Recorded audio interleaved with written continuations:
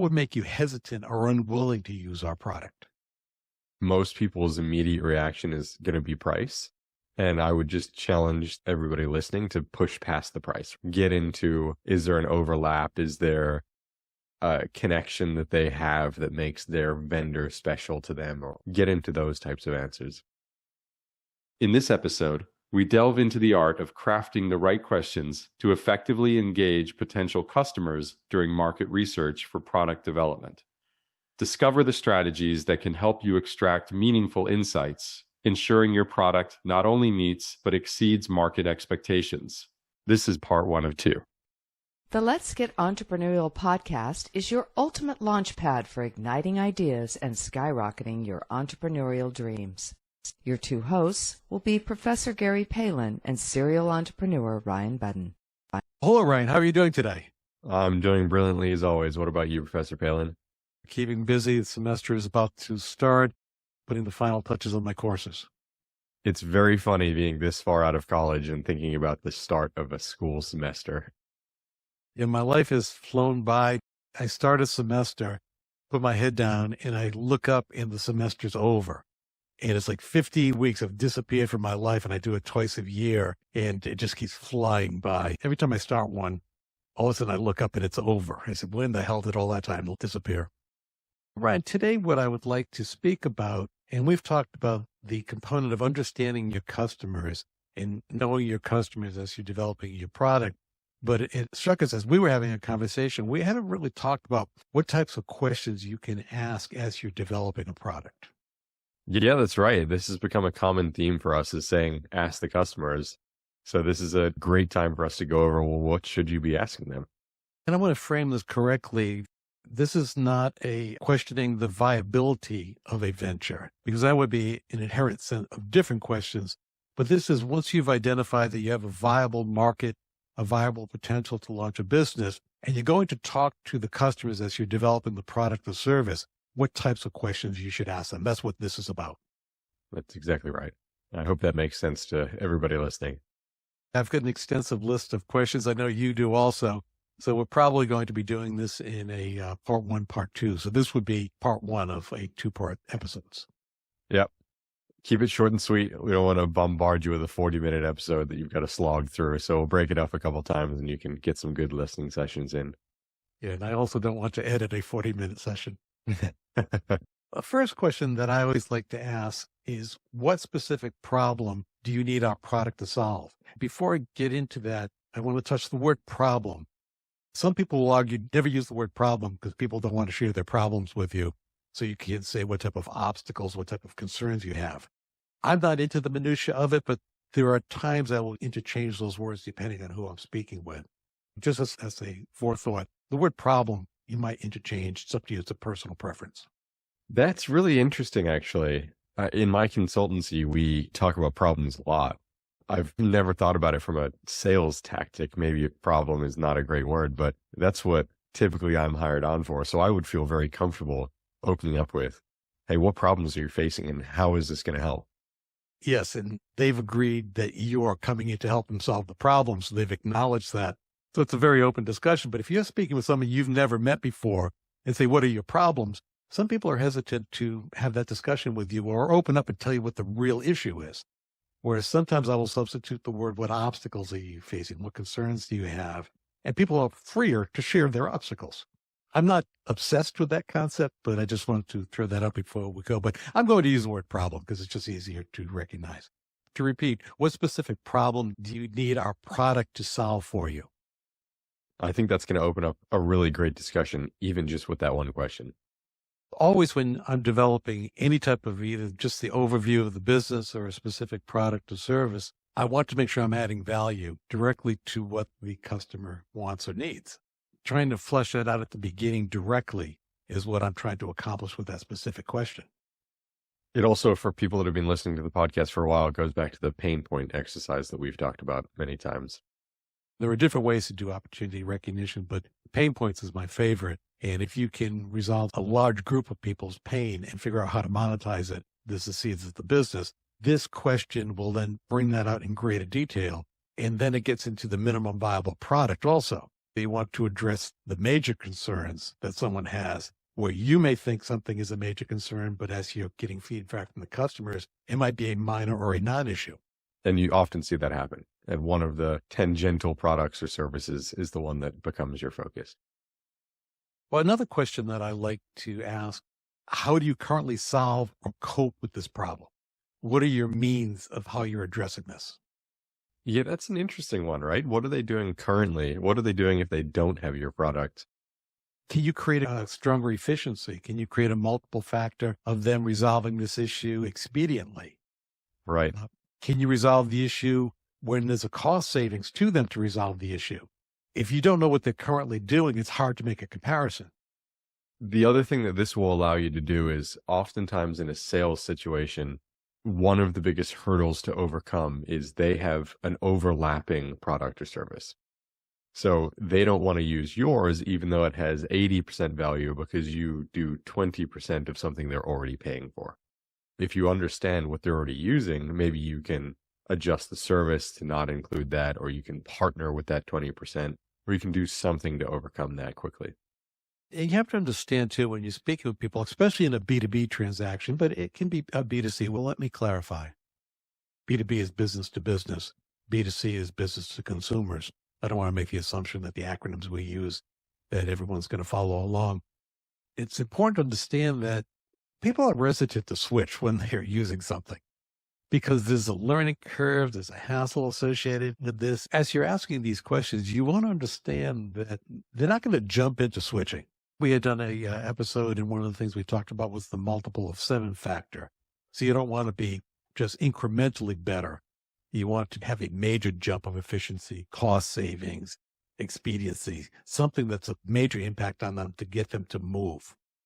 Yeah, no one's switching software systems to save $10 a month. It's not happening. That's what that question, it brings out an awful lot of information that will help you as you're developing your product or service. Another question that I ask are, what features are most important to you in the solution to this problem? Yeah, that's great. I think that allows them to sort of build out the map of how they're using it. When you use the word feature, it makes it tangible.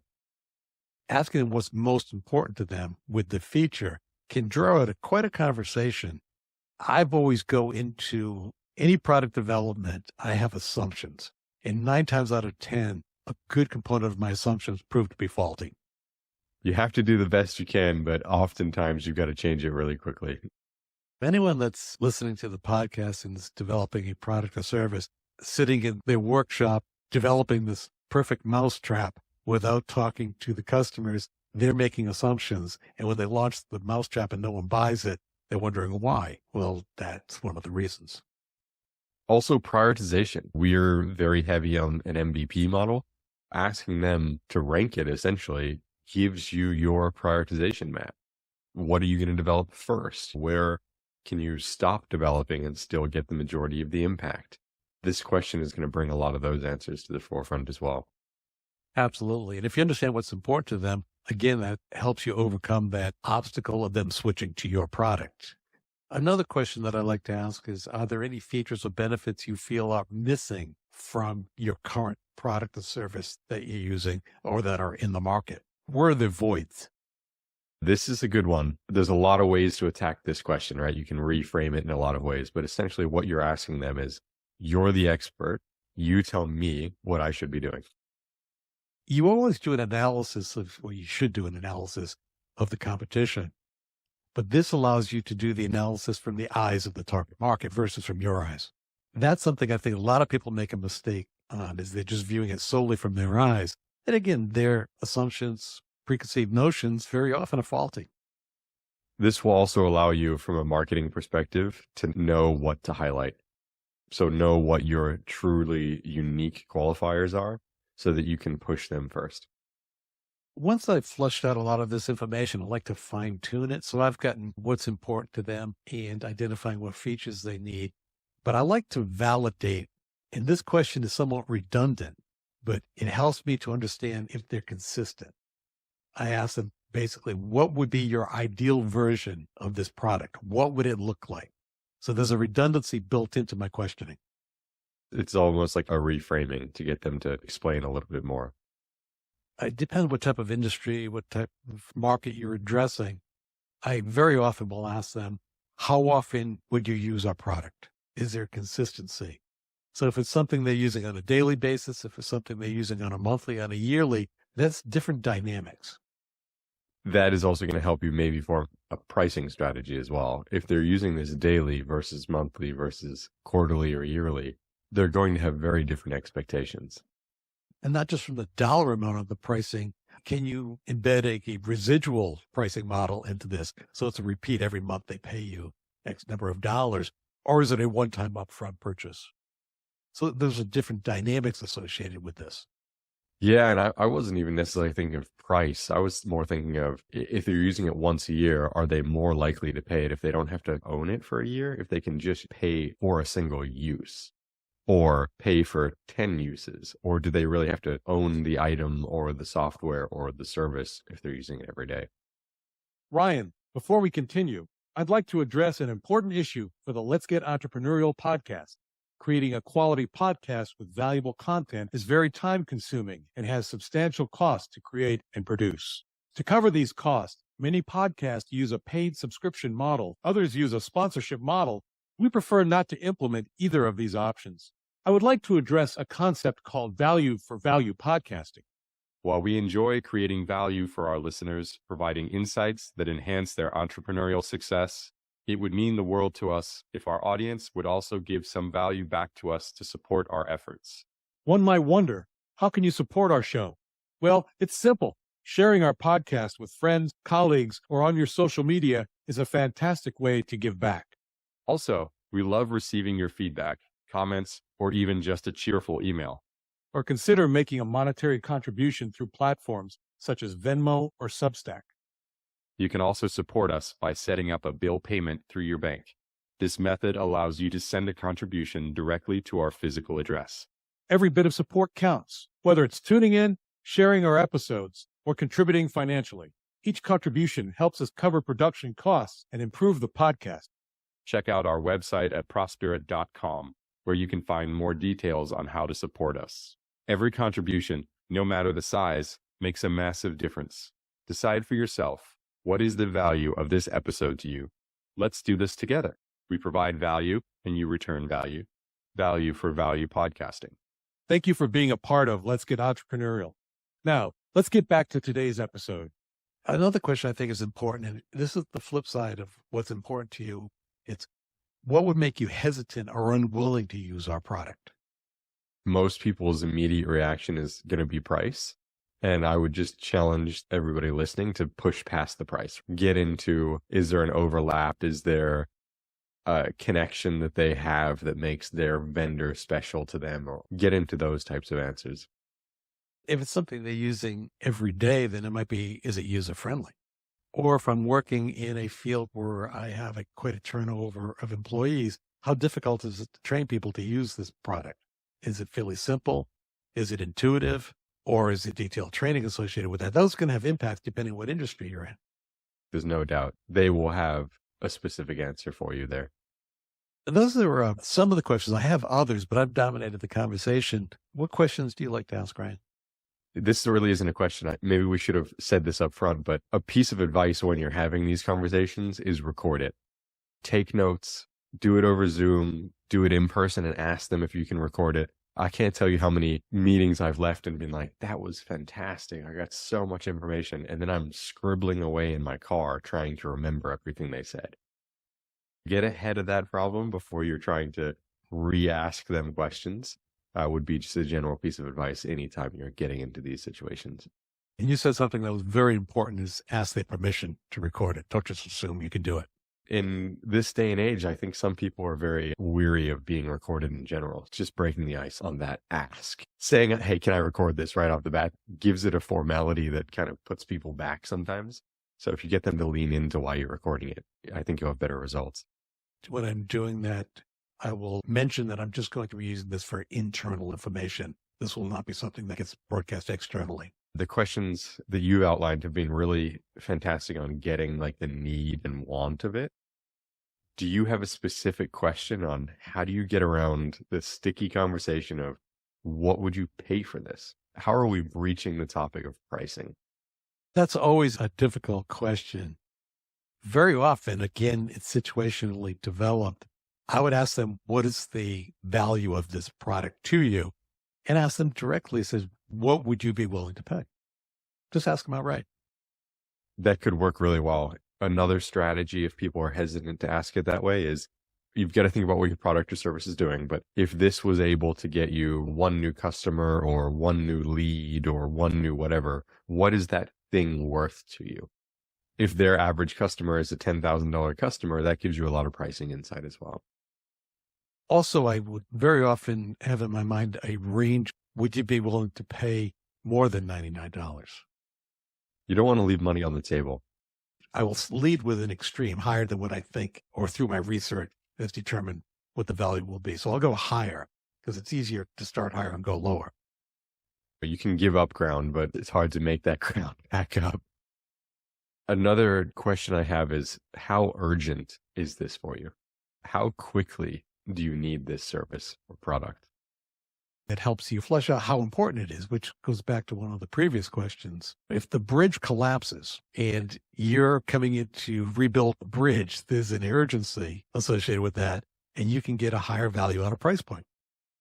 They might have really great answers for these other questions on, what they're prioritizing, what product or service is going to stand out to them. But they might say, yeah, you know what? We don't really need this. We're doing okay. And then there's a lack of urgency. When there's a lack of urgency and they like the idea, it can be misleading because you walk out of the meeting saying, wow, they love this. Boy, I've got a sale right there. But if it's not a real serious pain point, or if it's number 20 on their list, you're deluding yourself. I see that mistake happen very often in product development. Exactly right. And that's why I think the urgency question is really important. I have left meetings very ecstatic, only to figure out that they would buy it after they do all these other things. So they're never actually going to get around to it. And assuming that their budget will allow the issue to be resolved that's not urgent, but they've spent their money on all the urgent issues and there's nothing left in the budget. And they could say to you, come back next year. That's never a good answer. You think it's going to be a sale next year, but who knows what's happening a year from now. So what other questions do you like to address? A big one for me is asking the customer about their previous experience with other companies like me. What have other companies done well? Where have they fallen short? Because that's giving you a metric to meet. Where are they valuing aspects of your company? And where are your competitors excelling or falling behind, which gives you an opportunity? Understanding what they're currently doing and their experience with their customers is very, very helpful. If you can sense a frustration with their current method, that's a much more fluent type of conversation. If you're doing that, you can get them involved with the actual product development. If I can resolve this frustration that you're feeling with your current method, and we develop this so you're getting their buy-in and their assistance in developing, and you implement that, when you come back to them, it makes the sale much easier. It's almost as if here's the product we developed. I will often phrase it that way. I'll encourage them to be part of the development. At this point in time, we're taking customer feedback to implement it directly into our product. How can we specialize this for you? That buy-in is going to get you more insightful answers, probably more time on the call with them, and they're going to feel brought in. So the next time you reach out to them, they don't feel like, oh man, more questions. They're going to be excited to hear what the next round is. If you can get the key primary decision makers or the influencers, that can be very helpful. That gives us an overview of some types of questions. We can't get into every question asked as we led with this. And I don't want to make these episodes exceedingly long. Let's wrap it up at this point, and we'll commence with episode 2 with further questions that you can address. How's that sound? Sounds great to me. Well, let's get entrepreneurial. Let's get entrepreneurial. We extend our gratitude for your presence and attention. Check out profspirit.com to discover resources and courses designed specifically for innovators like you. Stay on the cutting edge by following us on Spotify, Apple Podcast, YouTube, and other platforms as it is released. Until then, keep the entrepreneurial flame burning.